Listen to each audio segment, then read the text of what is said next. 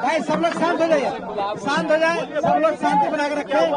भाइयों, एक ऐसी बेटी और बहन आई है जिसके साथ बड़ी अन्याय हुआ है, जिनका जीवन को नर्क बना दिया है। आज प्रशांत किशोर जी के पास एक ऐसे भाई के पास आया है जिसका जीवन बर्बाद हो गया है और दूसरे लड़की का बर्बाद नहीं हो, उसी के लिए आई हुई है। मैं सीधे तौर से उनको देता हूँ और अपनी बात को रखे। देखिए, यहाँ पे मैं चुनाव लड़ने के लिए या फिर टिकट के लिए नहीं आई थी। मेरे साथ जो हुआ है, यहाँ पे मेरे साथ जो अन्याय हुआ है, वो किसी और महिलाओं के साथ ना हो। कोई और महिला जो मैंने झेला है वो कोई और महिला ना झेले, क्योंकि आए दिन ये महिलाओं के साथ होते रहे। मैं उन तमाम महिलाओं की आवाज बनना चाहती हूँ जिसके साथ ये अन्याय हो रहा है, आज की डेट में ये अन्याय किया जा रहा है। बस इसीलिए मैं प्रशांत भैया से मिलने आई थी। मैं चाहती हूँ नहीं, मैं यहाँ पे चुनाव की कोई बात ही नहीं है, यहाँ पे चुनाव को लेकर कोई बात नहीं हुई है और न ही टिकट की कोई बात हुई है। मैं बस उन तमाम महिलाओं के लिए यहाँ पे आई हूँ जिसके साथ मेरे साथ अन्याय हो रहा है, तो वो उसी चीजों से जो जूझ रही है महिलाएं, मैं बस उसके लिए आई हूँ। महिलाओं के लिए न्याय मांग रही हूँ। पवन सिंह न्याय मांगने आई है आपके पास, न्याय मांगने आई है। पवन न्याय मिलेगा इनको, न्याय मांगने आई है। एक मिनट पहले तो आप लोग थोड़ा शांत हो जाइए, इत्मीनान से भाई। जैसा कि ज्योति जी ने बताया, यहाँ ये आई थी, यहाँ आई है और ये बिहार के एक शहरी के तौर पर, एक महिला के तौर पर यहाँ आई हैं। हम लोग उदय सिंह जी जो पार्टी के प्रेसिडेंट हैं, किशोर कुमार मन्ना जी और सुधीर शर्मा जी, मैं, 4 लोग हम लोग इनकी बातों को हम लोगों ने सुना है। सबसे पहले तो इन्होंने चुनाव लड़ने की कोई बात नहीं करी है।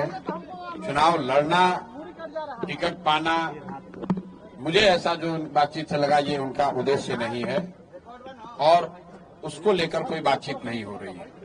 ये बातचीत इन्होंने बस इतनी रखी है कि इनके साथ, इनके शब्दों में, क्योंकि मैं तो जानता नहीं हूँ, हम लोग कोई कोर्ट न्यायालय तो है नहीं, लेकिन इनको जो लग रहा है कि इनके साथ बहुत बड़ा अन्याय हो रहा है, उसमें ये चाहती हैं कि इनके साथ जो हुआ वो कम से कम बिहार की दूसरी महिलाओं के साथ न हो, आपके बेटी बहन के साथ न हो।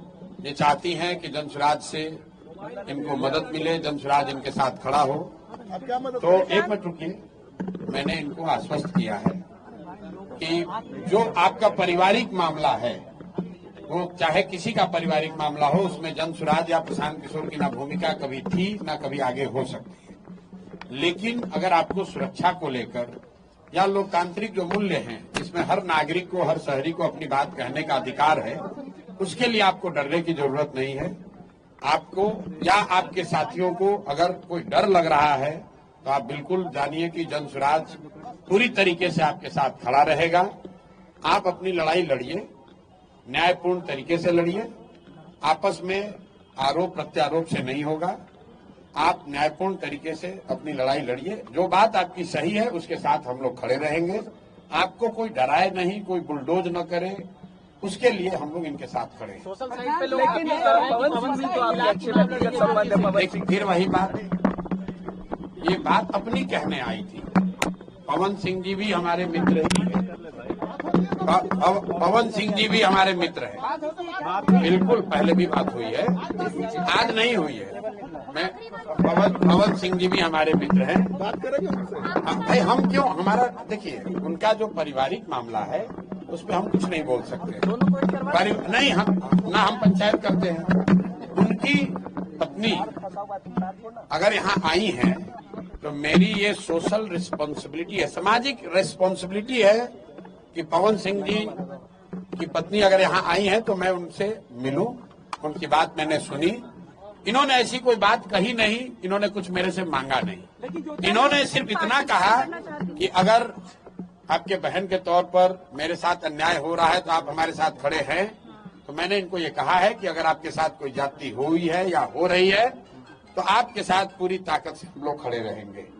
कोई चुनाव को लेकर बात नहीं हुई है। तो मैं आप सुनिए एक मिनट, आप लोगों से भी आग्रह कर रहा हूँ, किसी के घर की महिला के बारे में, किसी भी महिला के बारे में इस तरह का मोटिव करना कि ये इसलिए करें टिकट पाने के लिए लोग अपना घर परिवार उजाड़ेगा कोई, ये कोई बात है? आपके घर की महिला, आपकी बेटी, आपकी बहन, आपकी पत्नी टिकट पाने के लिए आपसे झगड़ा करने लगेगी, ये दोनों अलग मुद्दा है। और आप लोग से भी मेरा आग्रह होगा कि आप सुनिए, फिर आप